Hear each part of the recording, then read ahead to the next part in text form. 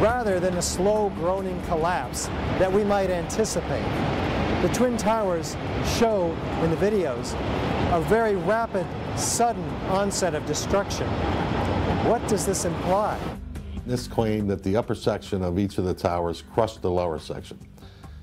However, when you watch video closely, in the case of World Trade Center 1, you'll see that the upper section disintegrates itself. It appears to be a controlled demolition of its own of the upper section. The top section pushing on the bottom section, it's going to meet equal forces as it goes. Both sections are going to be demolished at the same rate. So by the time you've crushed up 15 stories below it, the top 15 stories are also going to be crushed. And so there's nothing left now to crush the rest of the building. You're looking for a jolt, that this thing, if it actually comes down and hits, you should be able to see the point at which they actually impact, because it would actually slow down the motion of the falling block.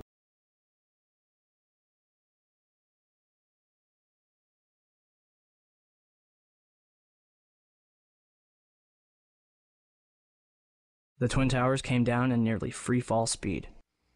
What are we talking about here? Let's just try to put this in perspective with this story problem. We have a 15-story building which we hold with this crane over 95 stories of nothing but air. No resistance, right? Just air resistance. Next to it, another 15-story building held over a 95-story building with, say, 80,000 tons of structural steel in it. Now we're going to pull the lever on these cranes and drop them both at once. I brought a 95-story building with me today. And we're going to just test this theory of NIST's. I've got two 15-story buildings. We've got 80,000 tons of structural steel in this one right here. And we got air resistance here. So let's try it, okay? We'll put them both up here.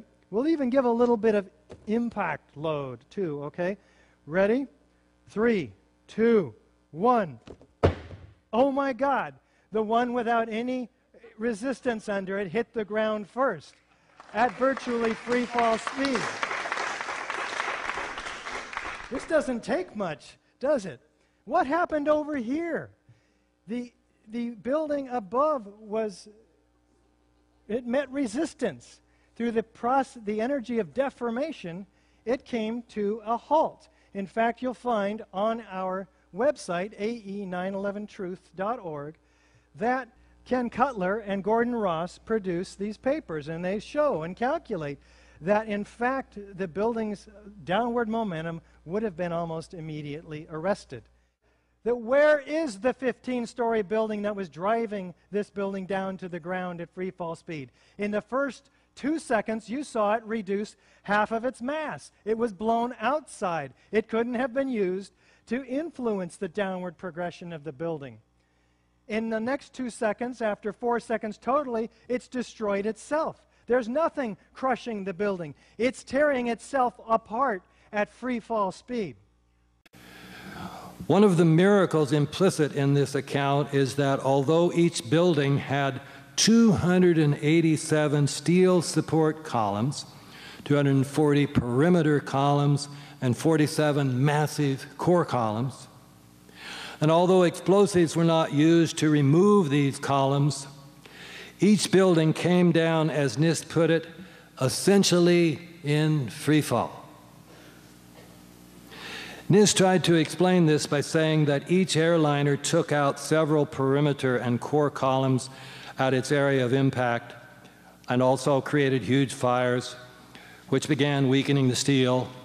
After a period of time, 56 minutes for the South Tower and 102 minutes for the North Tower, the massive top section of each building at and above the fire and impact floors fell down on the lower section, which could not resist the tremendous energy released by the downward movement.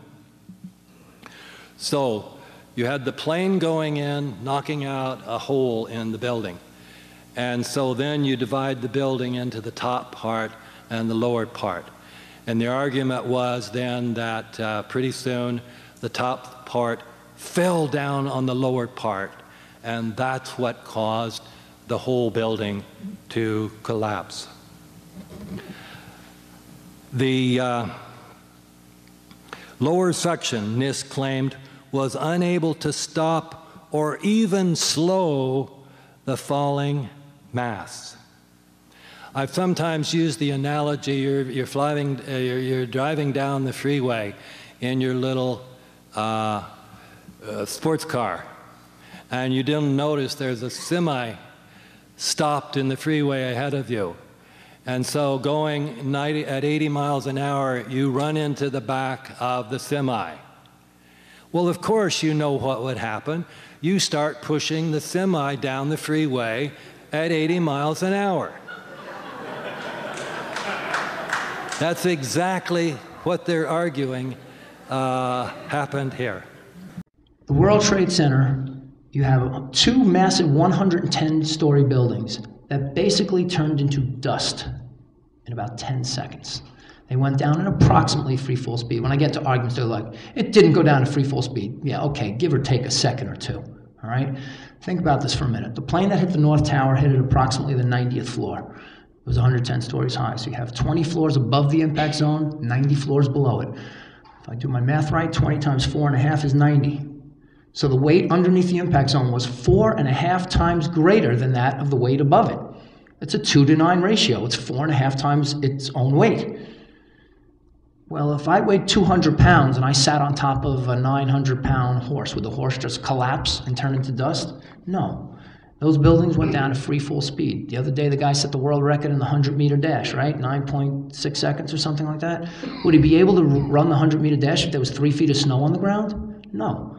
There's resistance.